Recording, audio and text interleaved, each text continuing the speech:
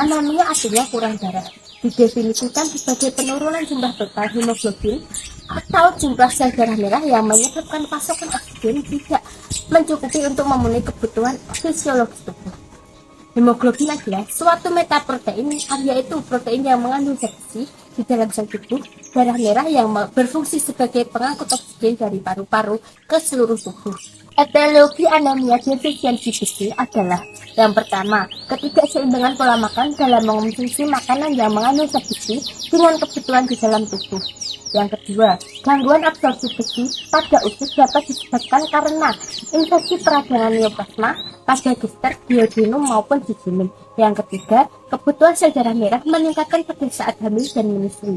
Kebutuhan besi sangat memerlukan asupan-asupan yang sangat besar. Macam-macam anemia berdasarkan penyebabnya. Yang pertama ada anemia aplastik, 2 anemia pada penyakit ginjal, 3 anemia pada penyakit kronik, 4 anemia defisiensi besi dan asam folat, 5 anemia megaloblastik, 6 anemia pasca perdarahan, 7 anemia hemolitik. Manifestasi klinis, tanda-tanda manifestasi klinis yang sering dikaitkan dengan adanya pucat, lemah, takikardi, dispnea, dan nafas pendek, adanya kuku patah dan atopi papila, dan adanya lidah yang merah dan meradang sakit.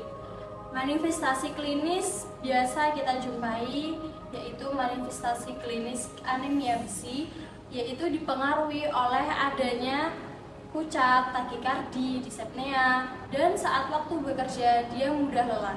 Komplikasi anemia, penderita anemia yang tidak mendapatkan perawatan dengan baik akan mengalami gangguan seperti kesulitan beraktivitas akibat kelelahan, akibat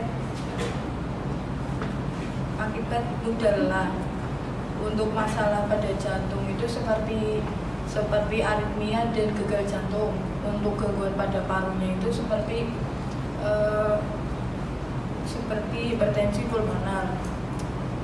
Komplikasi anemia itu meliputi beberapa hal. Yang pertama, gagal jantung. Yang kedua, mengalami kejang. Yang ketiga, daya konsentrasi yang menurun. Penata laksanaan anemia antara lain yang pertama pemberian preparat besi. Yang sering digunakan adalah ferrous sulfat karena harganya yang lebih murah. Dan untuk bayi biasanya dikasih ferrous yang tetes atau drop. Untuk pemberian yang kedua, pemberian preparat besi parenteral. Ini biasanya menimbulkan rasa sakit dan harganya lebih mahal, juga menimbulkan alergi.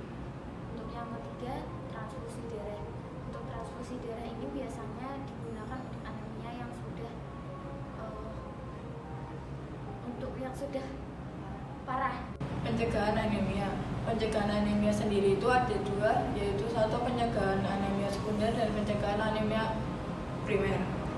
Tujuan pencegahan anemia primer itu sendiri untuk mencegah atau menunda terjadinya kasus baru pada penyakit anemia. Pencegahan primer itu meliputi satu, edukasi. Tenaga kesehatan sebagai edukator memberikan nutrition education berupa dorongan kepada ibu hamil untuk mengonsumsi makanan yang tinggi Fe atau tablet tambah darah.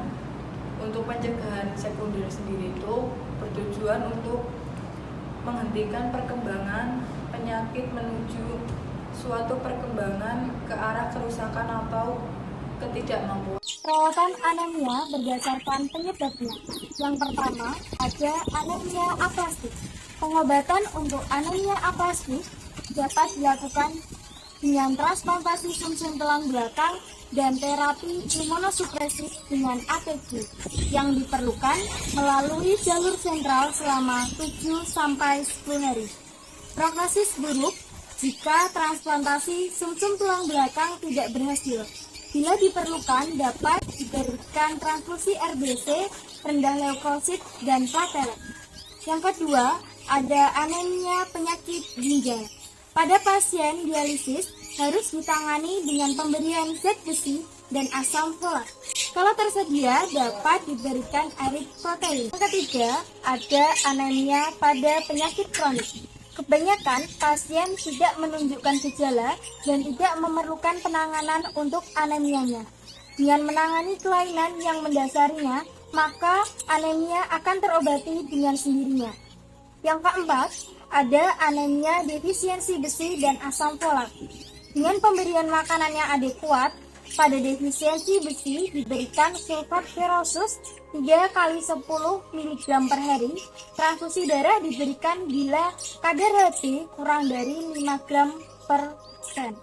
Yang kelima, ada anemia megaloblastik. Defisiensi vitamin B12 ditangani dengan pemberian vitamin B12. Bila defisiensi disebabkan oleh defek absorb atau tidak tersedia faktor intrinsik, dapat diberikan vitamin B12 dengan injeksi intramuskular. Untuk mencegah kekambuhan anemia, terapi vitamin B12 harus diteruskan selama hidup pasien yang menderita anemia pernisiosa atau malabsorpsi yang tidak dapat dikoreksi. Pada anemia defisiensi asam folat diberikan asam folat 3 kali 55 mg per hari. Anemia defisiensi asam folat pada pasien dengan gangguan absorpsi, penanganannya dengan diet dan penambahan asam folat 1 mg per harinya secara intramuskular. Yang keenam, anemia pasca perdarahan.